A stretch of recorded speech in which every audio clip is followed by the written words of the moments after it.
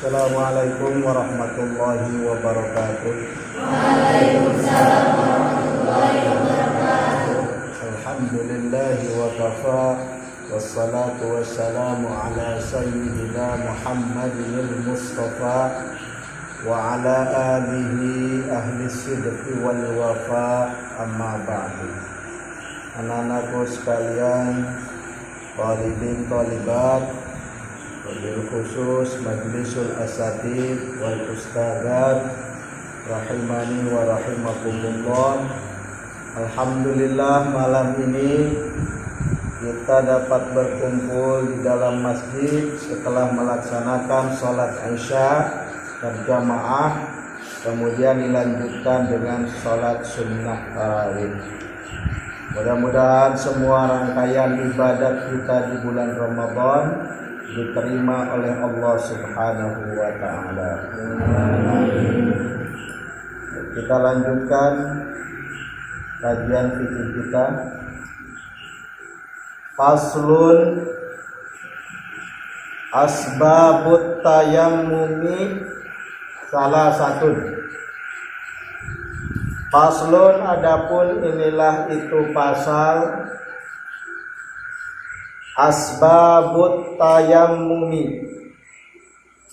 Adapun sebab-sebab tayamum itu salah satu ada 3. Asbabun itu jamak dari sababun. Sababun, asbabun. Asbabut tayammumi, sebab-sebab tayamum itu salah satu ada 3. Yang pertama, faqdul ma'i, tidak ada air. Wal maradu, dan yang kedua marad, sakit. Wal ihtiyaju, dan yang ketiga wal ihtiyaju ilaihi, membutuhkan ilaihi terhadap air. Li'aksi hayawanin muhtaramin, karena hausnya hewan yang terhormat. Dikatakan hewan terhormat, ada hewan beneran, ada hewan yang bernama manusia. Karena manusia disebut juga hayawanun natik, hewan yang dapat berpikir atau hewan yang dapat berbicara. Berikutnya, ghairul muhtarami sittatun.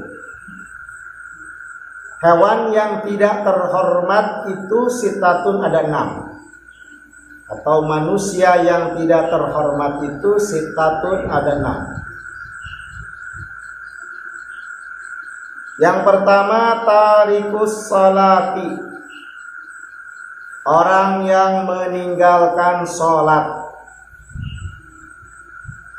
Orang yang meninggalkan sholat itu manusia tidak terhormat. Wazani al-muhson, zina muhson. Wal murtaddu, yang ketiga murtad. Wal kafirul harbiyu, yang keempat kafir harbi. Kafir itu ada 2, ada kafir harbi, ada kafir dhimmi. Kafir apa? Harbi, kafir dhimmi. Kalau kafir harbi ini kafir yang tidak bisa hidup berdampingan bersama orang-orang Islam. Dia bikin rese, bikin rusuh, suka usil, suka bikin gara-gara kepada umat Islam. Ini kafir harbi. Kalau kafir dhimmi, kafir, orang kafir, dia mau hidup damai bersama dengan orang-orang Islam, saling melindungi. Mereka tidak bikin rusuh, tidak usil, mereka ngikut. Itu namanya kafir dhimmi. Nah, hewan manusia yang tidak terhormat kafir harbi. Berikutnya wal kalbul akuru, anjing yang galak. Hewan yang tidak terhormat. Wal kalbul akuru, anjing yang galak. Kemudian wal khinziru dan babi. Ada 6. Yang pertama orang yang meninggalkan sholat. Kemudian yang kedua zina muhsan. Yang ketiga murtad. Zina muhsan itu orang yang berzina dan dia sudah pernah menikah. Itu zina muhsan. Ada zina ghairu muhsan. Zina ghairu muhsan ini perjaka, perawan, belum pernah menikah kemudian melakukan naudzubillah perbuatan tersebut. Itu namanya zina ghairu muhsan. Nah, zina muhsan dia sudah berkeluarga, dia sudah pernah menikah tapi melakukan zina dengan wanita lain. Ini namanya zina muhsan. Kemudian murtad, yang ketiga murtad, yang keempat kafir harbi, yang kelima anjing yang galak. Kemudian yang terakhir yang keenam babi, wal khinziru babi. Bapak-Ibu sekalian, pasal ini menjelaskan tentang sebab tayamum. Yang pertama, tidak ada air. Jadi benar-benar airnya tidak ada. Yang kedua, sakit. Kalau sakit ini airnya ada tapi terhalang untuk menggunakan air karena sakit.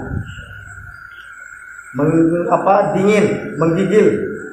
Atau kalau dia menggunakan air bahkan nambah parah sakitnya.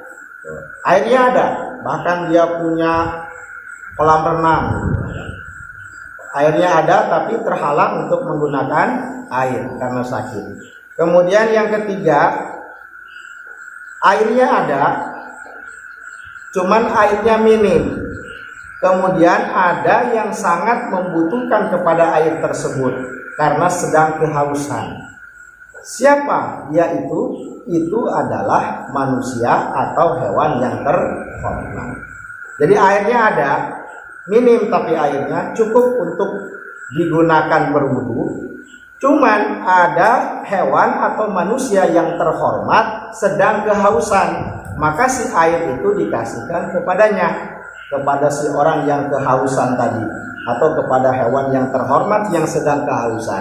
Nah, kita yang mau berwudu gak jadi, tetapi melakukan tayamum. Jadi kalau wudu bersucinya dengan air, kalau tayamum bersucinya dengan debu. Kemudian hewan yang tidak terhormat atau manusia yang tidak terhormat ada 6. Maksudnya adalah ketika ada air minim cukup dipakai untuk berwudu. Kemudian ada misalnya manusia yang tidak terhormat sedang kehausan, maka dia kehausan, air itu pakai untuk berwudu. Misal di sini ada air 1 botol saja, cukup untuk saya pakai berwudu. Nah, kemudian ada orang yang suka ninggalin sholat.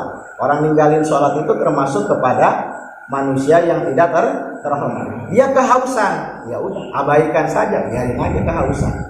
Air tetap dipakai untuk berwudu. Kemudian ada pezina muson. Ada air sedikit cukup untuk dipakai berwudu. Orang yang meninggalkan sholat gak ada. Ada pezina muson yang kehausan, udah abaikan. Airnya jangan dikasihkan ke dia. Airnya pakai untuk berwudu dan seterusnya. Begitu. Tapi kalau dia bukan orang yang meninggalkan sholat, bukan pezina muson, bukan murtad, bukan kafir harbi, bukan anjingnya yang galak, bukan ada babi. Nah, ketika ada air yang cukup untuk dipakai berwudu, kemudian ada orang yang kehausan. Misalnya si Adit kehausan. Adit bebek, Adit Gupron, kehausan Adit kehausan. Dia bukan orang yang suka ninggalin sholat, rajin sholat. Dia bukan pezina juga, jangankan pezina, muhson, nikah aja belum. Dia bukan orang murtad, dia bukan kafir, dia juga bukan anjing, dan dia juga bukan babi. Maka air yang ada sedikit ini yang cukup dipakai untuk tayamum, yang cukup dipakai untuk berwudu, airnya ini kasihkan buat Adit. Nih Adit kan lagi kehausan. Airnya sedikit, minim, cukup untuk berwudu. Tapi karena ada orang yang sedang kehausan dan orang tersebut adalah muhtaram, orang yang terhormat, maka air itu kasihkan ke Adit. Terus bagaimana saya dengan bersucinya? Ya tayamum berarti. Itu sebab yang ketiga. Paham? Kalau yang pertama airnya benar-benar tidak ada, musim kemarau barangkali. Kemudian yang kedua sakit, berarti airnya ada cuma terhalang untuk menggunakan air karena sakit. Kemudian yang ketiga karena ada hewan terhormat atau manusia terhormat yang kehausan, sedangkan air yang dibutuhkan untuk berwudu sangat minim, maka air itu kasihkan kepadanya. Kita bertayamum. Anak-anakku sekalian, sebab tayamum ada 3. Yang ingin saya jelaskan dari sebab-sebab tayamum ini, yang pertama, tidak ada air. Ya, kalau sakit sudah jelas sakitnya. Kemudian kalau ada hewan atau manusia yang terhormat butuh air, sudah jelas. Nah, yang pertama ini fakdul ma'i. Lihat kitabnya, fakdul ma'i, tidak ada air, menjadi sebab daripada tayamum. Nah, sejauh mana ukuran, sejauh mana batasan dikatakan air itu tidak ada. Jadi jangan serta-merta misalnya kita sedang berada di tempat ini, di masjid ini, kemudian karena nggak ada air nggak ada, tayamum. Nggak begitu juga, ada ukurannya dan juga ada batasannya. Misalnya kita sedang jalan ke tempat baru, di padang pasir misalnya, kemudian nggak menemukan air, nggak langsung serta-merta kita langsung tayamum ketika tidak ada air. Ada batasan dan ada ukurannya. Nah, batasannya adalah ketika kita tidak menemukan air, maka kita tidak langsung bertayamum, melainkan wajib untuk mencari air. Jika tempat itu bagi kita baru, tidak mengenal wilayah itu. Kalau di sini, misalnya di tempat ini tidak ada air. Antum kita semua sekeliling ini sudah kenal. Yakin kalau memang tidak ada air, gak usah nyari. Kalau tempatnya itu tempat yang sudah kita kenal dan yakin tidak ada air. Nah, kalau di tempat baru, misalnya tempat ini, di masjid ini tidak ada air. Bagi Alum, bagi Wildan, bagi Paris, ini kan tempat yang baru. Maka nggak serta-merta langsung bertayamum, melainkan wajib untuk mencari air di sekitar tempat ini. Mencari air di sekitar tempat ini. Batasannya sampai mana? Batasannya itu sampai haddul gaus. Apa? Sampai haddul gaus. Haddul gaus itu kalau saya nyuruh Adit, misalnya, Adit coba carikan air ke sana. Adit nyari sampai ke sana, kemudian di sana ketemu dengan binatang buas, mau merekam Adit. Adit berteriak, tolong, kedengaran nama saya. Itu namanya batasan haddul gaus. Paham? Sehingga para ulama membuat ukuran yang jelas. Haddul gaus itu kira-kira 300 meter.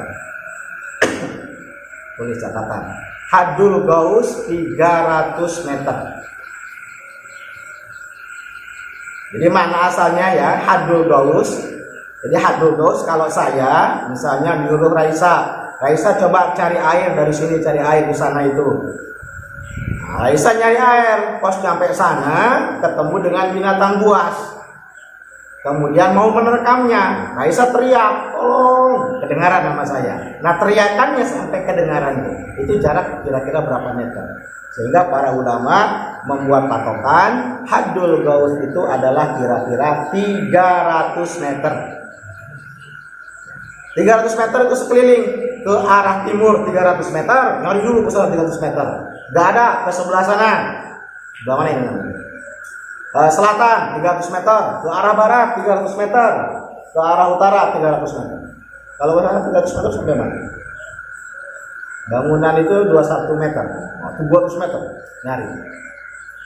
Cari. Ada nggak air? Ya, meskipun di situ ada dugaan lemah atau ada dugaan kuat. Orang bilang di sana ada air, atau ada orang yang bilang mungkin. Nah, kayaknya mungkin, belum jelas kan? Mungkin ada air, itu namanya dugaan lemah. Tetap wajib untuk mencari air. Udah nyari 300 meter tetap nggak ketemu air. Nah, berikutnya yang kedua, haddul qurbi. Haddul qurbi. Jadi sudah nyari nyampe 300 meter nggak menemukan air. Diam di situ. Kemudian setelah itu haddul qurbi namanya. Haddul qurbi. Nah, ketika 300 meter kita berjalan mencari air, tidak ketemu air. Nah, apa langsung tayamum? Jangan dulu. Kalau ada informasi, ya, informasi yang bersifat dzon, di sana ada air, kata satu orang. Orang kedua bilang lagi, di sana ada air. Nah, itu. Yang bilangnya juga orang-orang hebat. Berarti itu kemungkinan besar akan ada air, itu dzon. Sampai 3 orang, 4 orang, 5 orang yang mengatakan di sana ada air. Nah, itu namanya dugaan kuat. Dugaan kuat di sana ada air, maka wajib kita untuk mencari air. Jangan langsung tayamum di jarak 300 meter itu. Wajib untuk mencari air. Sampai mana batasannya? Sampai 3 km. Sampai 3 km, 1,5 mil. 3 km batasannya. Itu namanya haddul qurb. Apa namanya? Haddul qurb. Berapa batasannya? 3 km. Jadi dari haddul gaus, dari sini ke haddul gaus 300 meter, nggak menemukan air. Kemudian ada informasi, ya, dugaannya kuat akan ada air. Wajib kita mencari air, meneruskan mencari air sampai 3 km. Sampai mana 3 km itu? Dari Pangkalan Ojek ke Bincarung itu kira-kira 1 km. Sampai 3 km. Jadi setelah 300 meter, kemudian ada informasi kuat akan ada air, maka wajib kita untuk mencarinya. Sampai kapan? Sampai 3 km. Kalau juga tidak ketemu sampai 3 km, itu namanya haddul bu'di. Haddul bu'di. Haddul bu'di. Berarti udah berapa kilometer dari tempat kita? Misalnya di sini. Startnya itu di sini. Pertama 300 meter. Kemudian setelah 300 meter berapa? 3 km. Jadi 3 km 300 meter berapa? 1 kilometer berapa? Berapa meter? 1000. Berarti 1300 meter. Nah, setelah sampai situ, nah haddul bu'di. Nah, kalau haddul bu'di ini, setelah haddul bu'di itu tidak wajib atau tidak harus untuk mencari air. Meskipun dugaannya yakin, nah bukan dugaan ya, meskipun yakin akan adanya air, nggak harus mencari air, melainkan tayamum sudah di sini. Singkatnya, dari sini 300 meter sampai 300 meter haddul qurbi, kemudian tetap nggak menemukan air. Dari 300 meter terus mencari air sampai berapa? Sampai 3 km. Nah, setelah di 3 km ini udah gak usah dicari lagi air. Meskipun ada yang bilang, misalnya di sana ada kebanjiran, di sana ada balong bongkar misalnya, banyak air, nggak usah dicari, langsung aja tayamum di sini. Nah, gitu. Itu batasannya ya. Jadi untuk faqdul ma'i tidak ada air, batasannya, ukurannya ada 3. Pertama haddul qurbi, batasannya 300 meter. Kemudian yang kedua yang pertama haddul gaus, batasannya 300 meter. Kemudian yang kedua haddul qurbi berapa? 3 km. Kemudian yang ketiga haddul bu'di. Kalau haddul gaus ini wajib mencari meskipun dugaannya itu lemah. Ya, dugaannya lemah. mungkin, barangkali, nah itu namanya dugaan lemah. Mungkin barangkali di sana ada air. Jadi meskipun dugaannya lemah, tetap harus mencari air. Nah yang kedua, hadul qurbi, dugaannya harus dugaan kuat. Dugaan kuat itu orang yang berbicaranya orang yang gak sembarangan. Kemudian gak cukup satu orang. Nah itu bisa dikatakan memperkuat informasi. Misalnya kalau yang bilangnya orang stres misalnya, air, meskipun benar tapi dia orangnya ya seperti itu. Nah, itu enggak disebut kepada dugaan kuat. Dugaan kuat itu orangnya alim, santri lagi misalnya. Ada air di sana. Tambah lagi misalnya kata Muhyiddin, betul ada air di sana. 2. Tambah lagi Sirahan, betul ada air 3. Itu dugaan kuat. Maka wajib bagi dia untuk mendatanginya. Kalau tidak ada, jangan nyari. Udah di situ tayamum. Di batasan hadul gaus itu, tayamum sudah di situ. Kalau tidak ada informasi kuat, yang ada orang stres lewat misalnya, ada si Mad lewat misalnya. Saya nggak menyempurnakan namanya. Ada si Mad lewat. Air mana? Ditunggu-tunggu, mudah-mudahan ada informasi, ya, ada informasi tentang keberadaan air. Ya sekalinya ada orang yang seperti itu. Air, ngomong gitu. Nah ini nggak dugaan kuat. Ini dugaannya lemah, informasinya lemah. Sudah, kalau tidak ada informasi yang kuat, tayamum di situ. Di batas hadul gaus, tayamum. Tayamum yang disebabkan karena tidak ada air. Tengok. Hadul gaus, hadul qurbi, hadul budi. Kalau hadul budi wajib cari air enggak? Meskipun di sana banyak air. Hadul qurbi, apa hadul qurbi? Wajib cari air enggak? Kalau apa? Kalau ada dugaan kuat. Kalau hadul gaus, wajib nyari air enggak? Meskipun dugaan lemah, wajib mencari air meskipun dugaan lemah. Itu pun syaratnya adalah kalau kita belum mengenal wilayah itu. Tapi kalau kita sudah mengenal wilayah itu, memang kita pribumi orang situ, yakin sekitar itu tidak ada air, yakin tidak ada air, maka nggak usah nyari, langsung tayamum. Jadi urutannya begini. Yang paling bawah itu waham. Yang paling bawah, dan paling bawah itu waham, silakan terus. Ini urutan ya. Yang paling bawah itu waham, dugaan lemah sekali dugaan itu waham. Ya, diingat. Nanti kalau ada pembahasan berikutnya, ketika diucapkan waham itu adalah dugaan lemah. Jadi dibuat urutan ya, ke samping boleh atau ke atas boleh. Yang paling bawah namanya waham itu dugaan lemah. Ke atasnya sedikit namanya syak. Di atas waham ada namanya syak, ragu. Syak. Kemudian di atasnya syak ada zon baru. Dugaan kuat. Dugaan itu ya kira-kira, mengira-ngira, tapi mengira-ngiranya kuat. Itu zon. Saya ulangi, dari bawah namanya waham. Waham itu dugaannya lemah. Kemudian naik sedikit, naik ke atas namanya syak. Dari syak naik lagi ke atas namanya zon. Zon itu dugaan kuat. Kira-kira, mengira-ngirakannya kuat. Nah dari zon ke atas lagi namanya yakin. Kalau yakin bukan dugaan. Ulangi, dari bawah namanya waham, dugaan lemah, mengira-ngira. Kalau bahasa kita mungkin, barangkali itu. Nah kalau lemah namanya waham, kemudian naik ke atas namanya syak. Dari syak naik lagi ke atas namanya zon, dugaan kuat. Nah dari zon naik ke atas berarti paling tertinggi adalah yakin. Gitu. Di sini tidak ada air.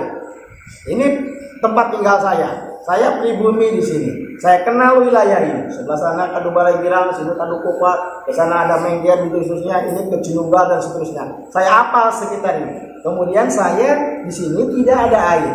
Saya yakin, yakin bahasanya. Saya yakin di sebelah sana juga pasti gak ada air. Ke sebelah sana juga pasti gak ada air. Di sebelah sana juga pasti gak ada air. Di sana juga pasti gak ada air. Maka gak usah nyari. Udah tayamum. Tapi yang belum mengenal wilayah ini orang baru, yang tahunya cuma di sini doang. Kayak kalian tahunya cuma sekitar sini doang misalnya. Kecuali yang suka nabrak, yang suka kabur, tahu. Kalau tahunya cuma sekitar ini saja, kemudian nggak ada air di sini, berarti wajib untuk nyari karena dia tidak mengenal wilayah. Itu haddul gaus yang pertama, yang kedua haddul qurbi, yang ketiga haddul bu'd. Itulah batasan ukuran dikatakan air tidak ada. Kalau yang nomor 2, sebab kedua, marad, sakit, nggak ada masalah itu mah. Air mah banyak, melimpah. Cuman karena dia sakit. Pernah enggak? Sebab sakit kalian tayamum. Harus diamalkan. Jadi tidak ada alasan untuk meninggalkan sholat. Dingin, menggigil, nggak kuat, nyentuh air kayak nyentuh air es, kayak. Atau ketika sakit kalau pakai air akan bertambah parah sakitnya. Kayak nah itu. Air ada, cuman terhalang untuk menggunakan itu. Itulah anak-anakku sekalian, syariat ajaran agama Islam tentang tayamum, saking wajibnya yang bernama sholat dalam keadaan apapun. Apalagi ada air. Oh, daerah kita ini banyak air. Paling kalau sambilnya ada yang paling yang ngadat. Tapi di tanah ini di bawah ini airnya melimpah. Daerah kita, pesantren kita itu banyak air. Tapi kalau terhalang untuk menggunakan air karena sakit, ayam. Kemudian kalau misalnya ke tempat air ternyata banyak anjing ngebubuk banyak situ, ada carus. Bukan carus, apa namanya kalau malam itu? Yang suka ikan itu? Sero. Nah, mau ke air ada sero, ada anjing segala macam, takut kita. Boleh tayamum. Perempuan mau keluar misalnya mau berwudu, banyak penjahat, banyak preman, ada penjahat Adit, ada penjahat Muhyiddin, situ semua ada Tio bosnya. Nah itu.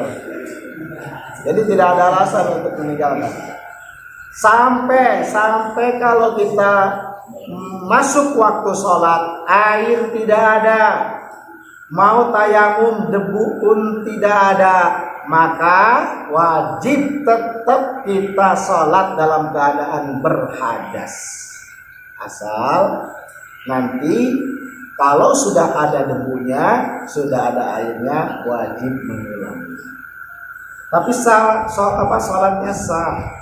Misalnya di kendaraan kita sedang perjalanan jauh, di mobil, di tol, macet, masuk waktu sholat, air gak ada di mobil, debu gak ada di mobil, udah sholat saja.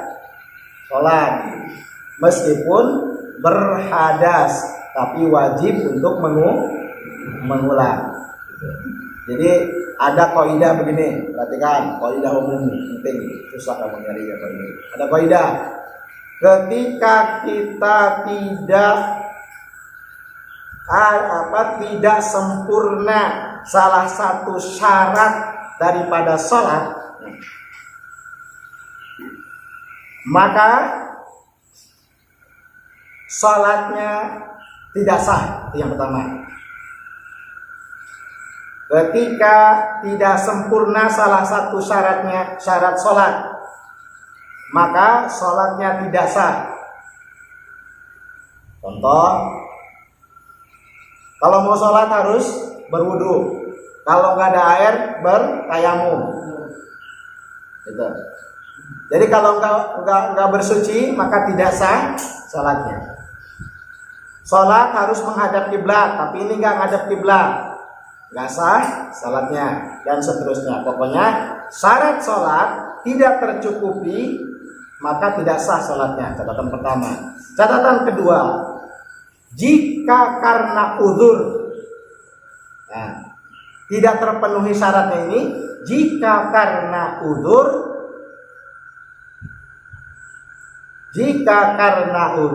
maka boleh melaksanakan sholat.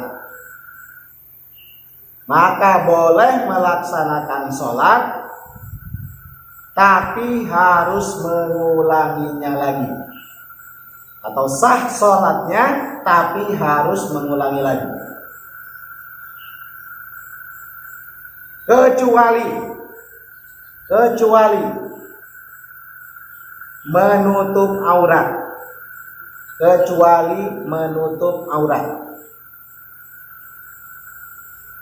Dalam perjalanan pakaian kita najis, celana kita najis, nggak bawa ganti, mau minjem ke siapa, mau beli nggak ada uang, apa yang harus dilakukan?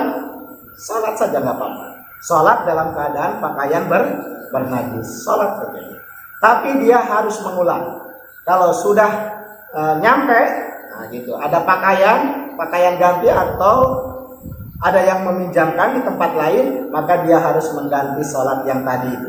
Nah, sholat yang pertamanya itu sah, tapi dia harus menggantinya. Apalagi nggak menghadap kiblat, nggak tahu kiblatnya di mana, naik apa, misalnya naik mobil, di dalam kendaraan, nggak tahu arah kiblatnya kemana. Sudah sholat aja, terserah mau menghadap kemana. Nanti pas sudah nyampe, sholat lagi. Sholat yang tadi gimana? Sah nggak? Sah hukumnya, tapi harus mengulang. Kecuali menutup aurat. Misalnya kita tidak ada pakaian kita dicuri, ada yang nyuri, lagi mandi si Adit, mandi kan nggak pakai pakaian, kemudian ada yang nyuri, pakaiannya curi semua, nggak ada sehelai pun pakaian yang dimiliki. Mau pakai daun pisangnya pun nggak ada. Mau pakai karung juga nggak ada. Mau pakai kardus juga nggak ada. Pokoknya nggak ada penutup aurat, telanjang bulat, nggak ada. Kemudian datang atau masuk waktu sholat tasawuf, apa yang harus dilakukan? Sholat dalam keadaan telanjang dan tidak harus mengulanginya. Gimana kalau banyakan, bukan si Alit aja, sebanyak 14 santri putra, nggak apa-apa, sholat telanjang sebanyak 14 orang. Tio yang jadi imamnya, makmum di belakangnya si Paris. Makmum di belakangnya, persis di belakangnya ada Paris. Jadi pas ruku si Paris nutup hidung. Itu namanya sholat li hurmatil waqti.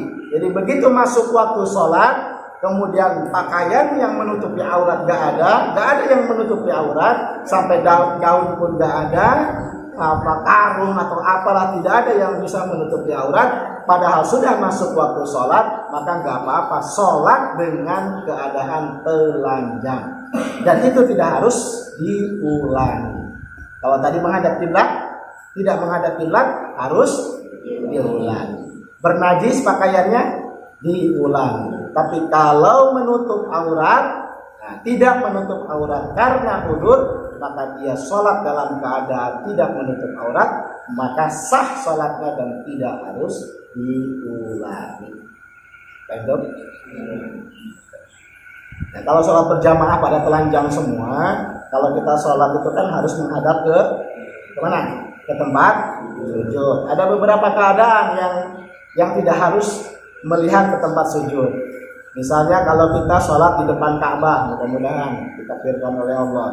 Nah, kita sholat di depan Ka'bah, maka sunnah kita melihat Ka'bah. Kalau pada zaman Nabi misalnya kita sholat di belakang Nabi, gitu. Sunnah kita melihat ke tubuhnya Nabi, gitu. Nabi gitu. Kemudian boleh juga menghadap ke atas. Bukan melihat Ka'bah, bukan melihat ke bawah, bukan melihat ke fisik Nabi, karena Nabi sudah tidak ada, tapi lihatnya ke atas. Pada saat apa? Pada saat sholat dalam keadaan telanjang semua. Terjamaah telanjang semua, ada kayak gini. Karena kalau ngelihat begini kelihatan aurat orang, iya kan? Nah, kalau ngeliat begini kelihatan auratnya orang. Nun, gini juga ke tempat sujud kan tetap kelihatan. Maka ngelihatnya kemana? Atas begini. Kalau di depan Ka'bah melihat Ka'bah. Kalau ini melihat Tio, boleh melihat Tio. Tapi sunnah melihatnya ke atas begini. Allahu Akbar. Jangan dilihat. Itu kalau sholat berjamaah. Mudah-mudahan bermanfaat, mudah-mudahan Allah menjadikan ilmu kita bermanfaat, mudah-mudahan Allah memudahkan kita untuk melaksanakan itu. Amin ya Allah ya rabbal alamin. Wabillahi taufiq wal hidayah. Assalamualaikum warahmatullahi wabarakatuh. Waalaikumsalam warahmatullahi wabarakatuh.